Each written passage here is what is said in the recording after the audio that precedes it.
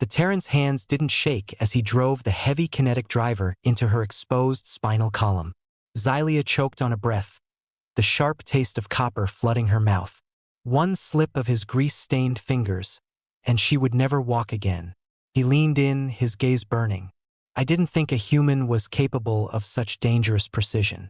If you want to know how this desperate surgery changes the fate of our entire empire, you need to subscribe right now. We're just getting started. The scent of his spilled engine coolant had still been fresh in the Sovereign Hall then, 3 hours before he was dragged bleeding before the throne. The court had been entirely silent when Silas was first hauled in. Xylia remembered the way his blood had dripped onto the polished marble, marring the perfection of her mother's domain. He hadn't cowered. He had looked around the massive, vaulted room with the calculating eyes of an engineer assessing a load-bearing wall. Xylia had been confined to her Lev palanquin for 3 solar cycles, her legs completely paralyzed by a degenerative flaw in her royal cybernetics. She was a liability, a weakness Kaelin, the captain of the Royal Guard, was all too eager to point out. Kaelin had sneered at the Terran, kicking Silas hard in the ribs.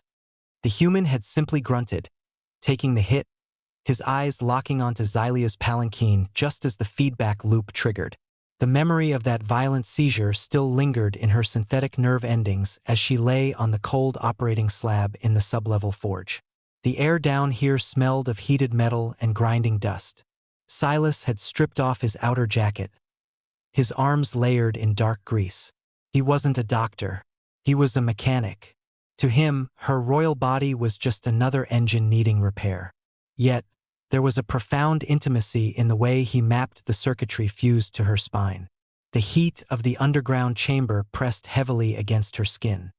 Silas worked quietly, his movements devoid of the ceremonial hesitation her royal physicians always displayed. He carefully disconnected the ruined ether coil links from her nervous system. Every severed connection sent a dull ache through her jaw, but she refused to look away. Humans were fragile, lacking armored scales or natural energy shields. Yet as Xylia watched the muscles in his forearms flex and release beneath his skin, she realized he possessed a quiet, unyielding focus that rivaled any sovereign weapon. Terran mechanics, Xylia whispered. Her voice strained as he clamped a heavy stabilizing bracket to her lower vertebrae. They rely entirely on physical movement, brute kinetic energy. My people believe in the absolute elegance of static power. Static power is exactly what got you paralyzed, Silas said flatly, adjusting a rusted hydrospanner. Movement is life, princess. If you want to survive your guard captain's eventual coup, you need to be able to hit the ground running. Elegance doesn't win fights. He paused, wiping sweat from his brow. His thumb brushed against a jagged scar on his forehead. He closed his eyes, kissing his own fingertips and touching the scar. A quiet, desperate plea to whatever chaotic gods humans believed in. He was risking his life for this. If she died on this table, Queen Morvith would have him executed slowly. Because a broken machine isn't the end of its purpose, Silas murmured softly, answering a question she hadn't even asked. Xylia drops through the chaotic zero-gravity field of the Sovereign Hall to intercept a lethal plasma scourge strike with her bare hand. He picked up the heavy kinetic servo. Brace yourself. The servo locked into place. The integration was violently immediate. Xylia's back arched off the slab as raw, unrefined kinetic energy slammed into her nervous system. It wasn't the smooth, humming flow of ether tech. It was the thundering pulse of a combustion engine. Her hands gripped the edges of the metal table, crushing the alloy beneath her fingers. Silas was right there, his hands firmly on her shoulders, holding her steady through the neural storm. Breathe, he commanded, his face inches from hers. Let the system synchronize. The synchronization hit her like a physical blow. For the first time in 3 solar cycles, Xylia felt the cold, unforgiving metal of the operating slab beneath the soles of her boots. She pushed herself upright. The prototype combat harness whirred, a harsh, guttural sound that lacked all royal grace, but it held her weight. Silas stepped back, his chest heaving, a triumphant glint in his dark eyes. Then the ceiling tore open. Kaelin hadn't waited for the surgery to fail. Concussive explosives shattered the sub-level forge, sending violent shockwaves through the foundations. Plaster and superheated steel rained down in jagged chunks. Silas tackled her instinctively, his heavy jacket shielding her newly fused spine from the shrapnel. Jaxe, the only loyal guard remaining, wrenched open the rusted blast doors leading down into the abyssal extraction zone. "Move!" Jaxe barked over the roar of collapsing stone. They descended into the dark. Down in the abandoned mines, the air was thick with the taste of ancient iron and stagnant water. There was no time for proper healing. The neural integration burned like fire in Xylia's veins, but she forced herself to stand while Silas worked furiously. His hands bled as he stripped old, heavy-duty mining equipment.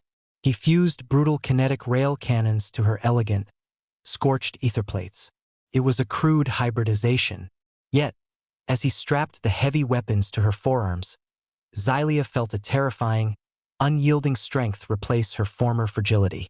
She watched him pack zero-gravity combat charges into his bandolier, marveling at how humanity survived.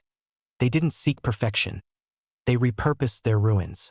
"Kaelin will claim the throne at the succession ceremony," Xylia said, her voice echoing in the damp cavern. Silas didn't look up, his jaw firmly set. "Then we crashed the ceremony."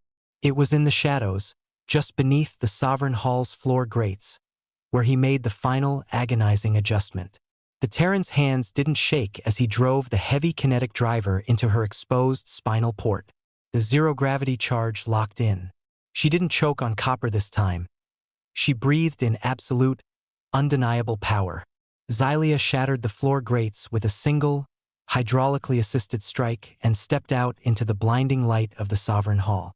The succession ceremony ground to a dead halt. 300 aristocrats stared in stunned silence as the paralyzed princess walked, unassisted, her footfalls heavy and metallic, up the pristine marble steps.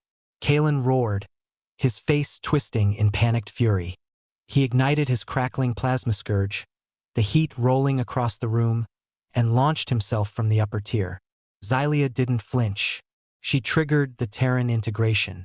The room's artificial gravity grid overloaded instantly, shorted out by the brute force kinetic pulse Silas had rigged. Kaelin's elegant, lethal leap turned into a helpless, slow-motion drift. Gravity meant nothing now.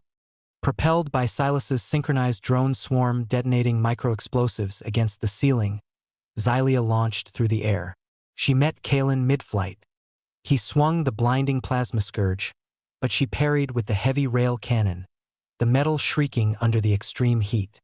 With her free hand, she drew the crude Terran combat knife Silas had given her and sliced cleanly through Kaelin's weapon core. The scourge died in a shower of sparks. Xylia slammed her metal-clad boot into Kaelin's chest, sending him crashing violently to the floor just as the gravity grid rebooted. The hall was violently silent. Kaelin lay broken at her feet, coughing blood onto the marble.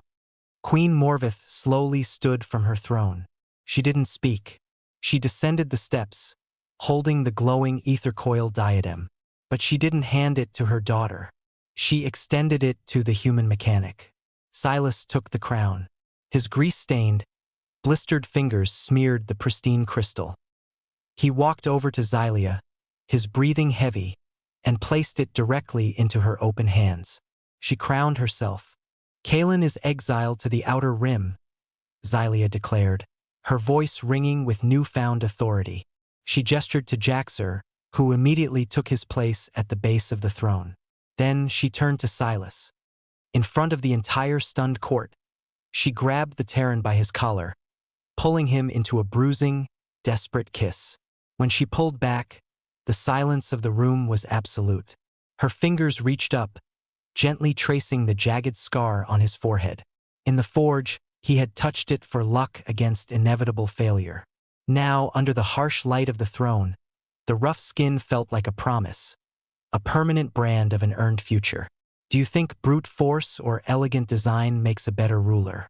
Subscribe and let me know in the comments, because tomorrow we are heading to the Outer Rim to see exactly what Kaelin is plotting in exile.